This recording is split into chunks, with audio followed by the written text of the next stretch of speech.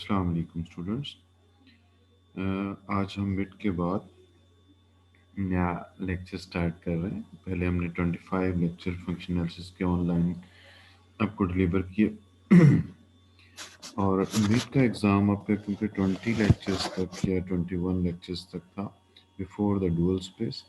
तो हमने एक स्पेस डिफाइन की थी जिसको हमने बोला था set of all linear functions define on a vector space can also be made into a vector space। तो हमने उनके algebraic sum, उनका sum और स्केलर मल्टीप्लिकेशन भी डिफाइन की उसमें और बताया कि ये भी वेक्टर स्पेस बनती है। और set of all linear functions defined on a vector space को हमने वेक्टर स्पेस की algebraic dual स्पेस कहा। इसी तरह हमने एक सेकंड डुअल डिफाइन की जो कि डुअल पे डिफाइंड होने वाले तमाम लीनियर फंक्शनल्स जो वेक्टर स्पेस बनाते हैं उसको हमने सेकंड डुअल कहा। इस तरह हमने एक स्पेस और उसकी डुअल की मदद से कैनोनिकल मैपिंग डिफाइन की, एम्बेडिंग डिफाइन की और अलजेब्राइकली रिफ्लेक्सिविटी को डिस्कस किया। फिर हमने प्रूव किया कि अगर हमारे पास एक अगर स्पेस जो है वो एन डायमेंशनल हो तो उसकी अलजेब्राइक डुअल भी एन डायमेंशनल होती है। ऑफ कोर्स उसकी डुअल भी यानी सेकंड डुअल भी एन डायमेंशनल होती है। फिर हमने एक प्रूफ दिया कि हमारे पास एक रिजल्ट डिस्कस किया कि अगर कोई स्पेस फाइनाइट डायमेंशनल हो तो वो लाजमी अलजेब्राइकली रिफ्लेक्सिव होती है। Finite dimensional vector space is algebraically reflexive. इस तरह हमने एक दो थ्योरम की क्रोलरीज को भी डिस्कस किया। इसके साथ ही हमने इन्हीं टॉपिक्स के अंदर हमने डिस्कस किया कि जैसे कि हम स्टार्ट में ऑपरेटर्स का टॉपिक पढ़ रहे थे। तो ऑपरेटर्स, फिर हमने linear operators, bounded linear operators, उनकी एग्जांपल्स, उन पे theorems, bounded linear extension theorem या डिफाइन भी किया और प्रूव भी किया। इस तरह linear functionals, linear functionals, bounded linear functionals, linear functional का या ऑपरेटर का नॉर्म डिफाइन किया गया। ऐसे उनकी एग्जांपल्स डिस्कस की गई और continuity of operator and continuity and boundedness of functionals and these things when the operators and bounded operators and functionals defined on finite dimensional vector space। तो ये सब हमने डिस्कस किया। इस तरह ऑपरेटर्स के इनवर्स और प्रोडक्ट का इनवर्स वगैरह भी डिस्कस किया। तो ये डुअल स्पेसेस के ही टॉपिक को हम एक्सटेंड करते हुए हमने एक नॉर्म स्पेस ऑफ ऑपरेटर्स वो डिफाइन करवाई जिसमें हमने बताया कि हमारे पास एक सेट बी एक्स वाई को एक्सप्लेन किया जैसे कि आपके सामने स्क्रीन शेयर हो गया जिसमें क्या शामिल था। एक्स वाई दो हमारे पास नॉर्म स्पेसेस थी। हमने कहा B X Y is a set of all bounded linear operators defined from x into y, where x, y are two norm spaces with the same field, whether these are real and or complex।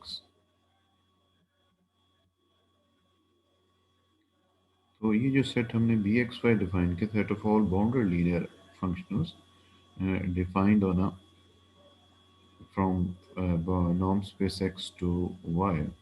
हमने बताया कि ये भी दो algebraic operations बताए additions का। how we define two boundary linear operators, how we multiply a boundary operator with a scalar। और हमने थ्योरम दिया the vector space B X Y of all bounded linear operators form a norm space x into a norm space y, यानी जितने bounded linear operators x से y में हैं वो एक नॉर्म स्पेस बनाते हैं under the norm of a bounded linear operator जो हम अर्लियर डिफाइन कर चुके हैं। Norm T norm is equal to tx norm over x norm supremum x belongs to x not equal to y या उसकी दूसरी डेफिनेशन को use करते हैं।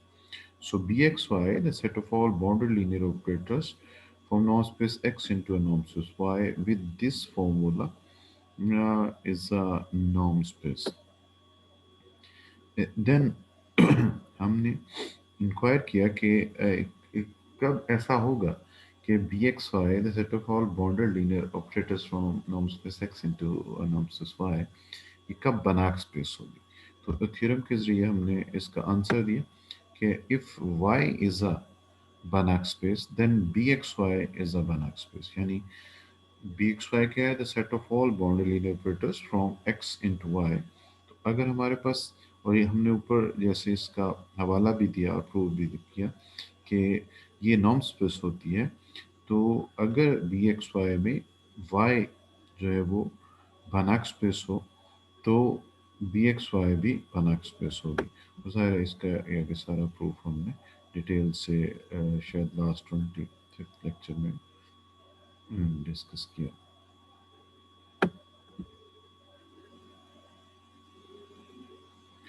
तो इसी इसी आइडिया को थोड़ा एक्सटेंड करते हुए हम आगे जो डिस्कस करने जा रहे हैं आज के लेक्चर में, this is dual space x dash. Previous one is algebraic dual space x star, and this is the dual space x dash. Let x be a norm space. Now we define dual space x dash. What is dual space x dash? Uh, Here we start from a norm space. Let x be a norm space. Then the set of all bounded linear functionals on X constitute a norm space with norm defined by f norm is equal to f of x mod over x norm, supreme x belongs to x, those x which are not equal to 0. Or f norm is equal to supremum of f of x mod x belongs to x, those x whose norm is 1. Though, so the set of all linear functions defined on a vector space can be made into a vector space is called algebraic dual of x, and if x is a norm space, the set of all bounded linear functions defined on x constitute a norm space with the norm defined by this ये जो आपको सामने नजर आ रहा है, so this is which is called the dual space of x and is denoted by x dash. Now क्योंकि ये भी बाउंडेड लीनियर फंक्शनल्स हैं, एक नॉर्म स्पेक्स पे डिफाइन होने वाले, और ऊपर हमने जो डिस्कस किया बी एक्स वाई, उसे set of all bounded linear operators from X into Y, और हमने बताया था कि बी एक्स वाई कब बानाक स्पेस होती है, जब वाई बानाक स्पेस हो। So there is a question कि क्या ये जो बाउंडेड लीनियर फंक्शंस की स्पेस है, क्या ये Banach space होती है? No, there is a theorem. The dual space x dash of a norm space x is a Banach space whether or x whether or not X is, मतलब x अगर हमारे पास बनाक हो या ना हो, लेकिन x नॉर्म स्पेस पे डिफाइन होने वाली dual space x dash which consists of all those bounded linear functions which are defined on x is always a Banach space. No, here is some justification. Proof is there. Since a linear functional on x maps x into R or C, the scalar field of x, and since R and C taken with usual metric are complete, uh, we see that x dash is bxy with complete space y, which is R or C. Hence, by a theorem, if y is a Banach space, then bxy is a Banach space.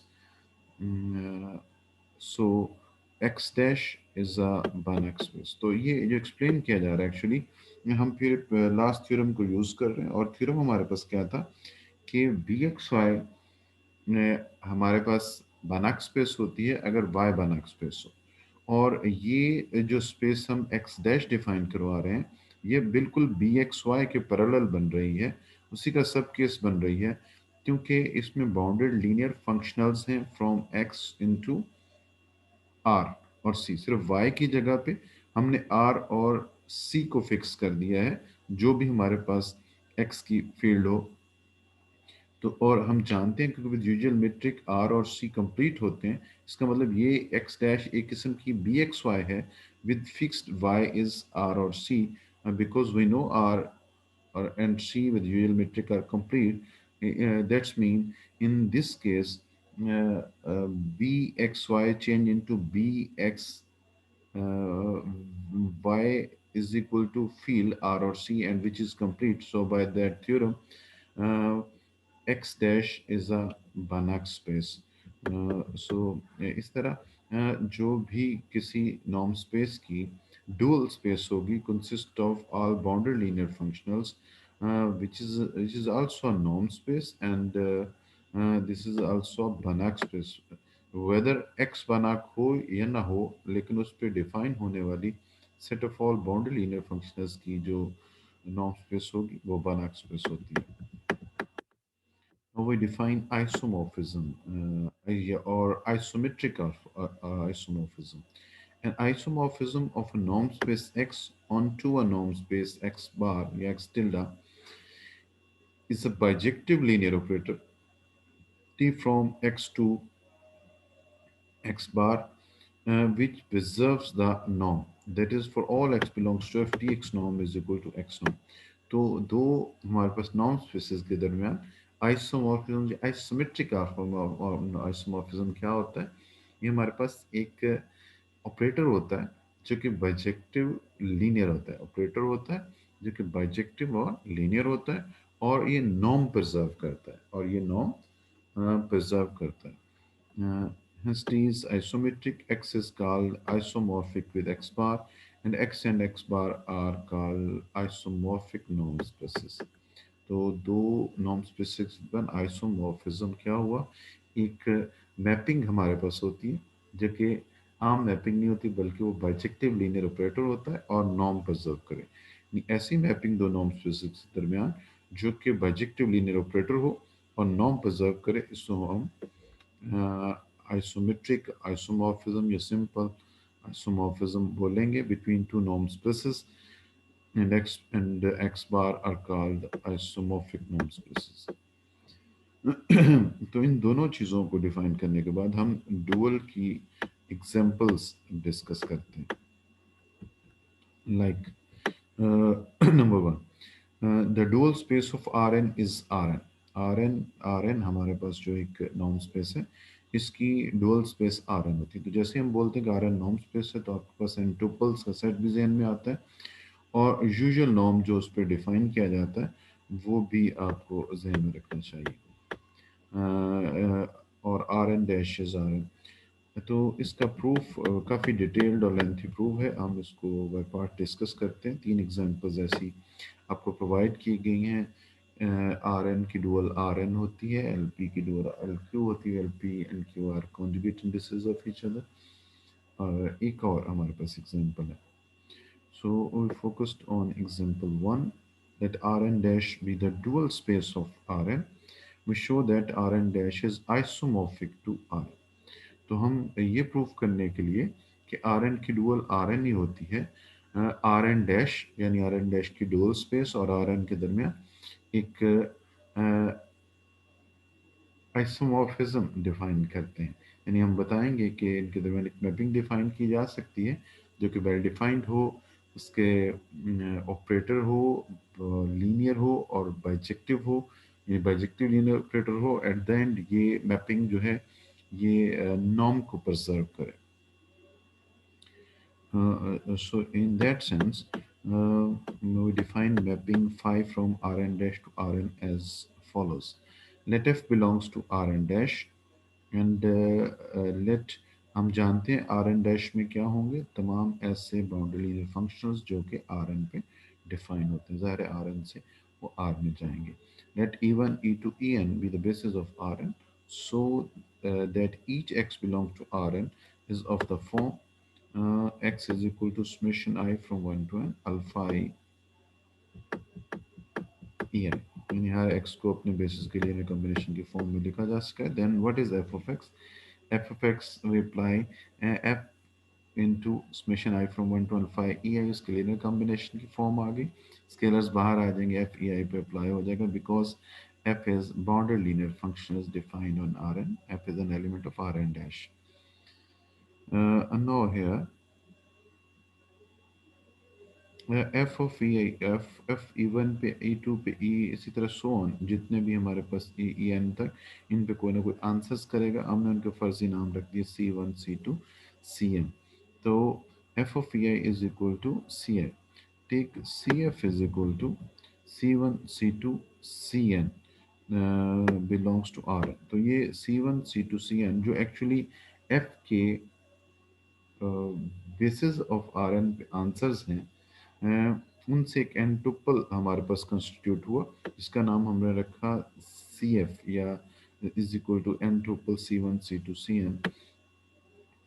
Now put phi of F is equal to C F. तो defining यूं ही कि हम जब phi को R N dash के element यानी boundary linear functional पे अप्लाई करते हैं, तो एक्चुअली वो एफ क्योंकि डुअल का एलिमेंट होता है, तो वो हमारे पास जो डुअल का एलिमेंट होने की वजह से, क्योंकि वो आर एन से आर में जा रहा होगा, तो हमारे पास वो जो वैल्यूज प्रोवाइड करता है एफ आर एन के बेसिस पे, E one, E two, E N पे, वो बेसिस का जो एन टुपल हमारे पास बनता है, वो फाई ऑफ एफ का आंसर होगा।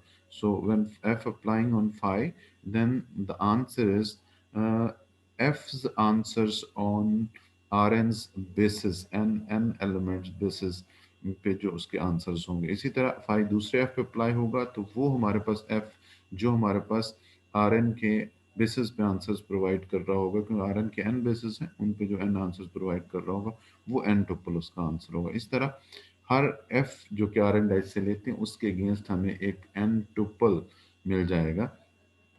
यहाँ पे हम इसको सी एफ से शो करते हैं, which is equal to C one, C two, C N.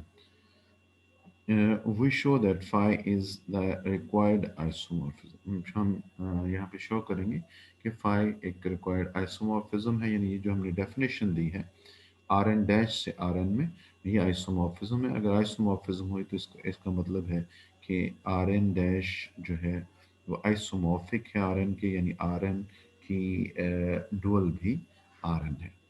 तो यहाँ पे हम प्रूव करेंगे कि फाई बाइजेक्टिव है, फाई लीनियर है, और फाई नॉर्म प्रिजर्व करती है। ये सारी हमारी एफर्ट है। हम इस लेक्चर के 2-3 पार्ट्स करेंगे। तो this is the first part.